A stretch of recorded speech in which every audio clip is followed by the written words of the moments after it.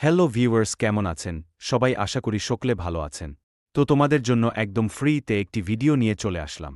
এই চমলটি একদম ফ্রি, তোমরা খুব সহজেই ডাউনলোড করতে পারবে। যারা এই চ্যানেল নতুন তারা চ্যানেলটি সাবস্ক্রাইব করুন এই ধরনের মজার ভিডিও পেতে। চলো কথা না বাড়িয়ে ভিডিওটা শুরু করা যাক।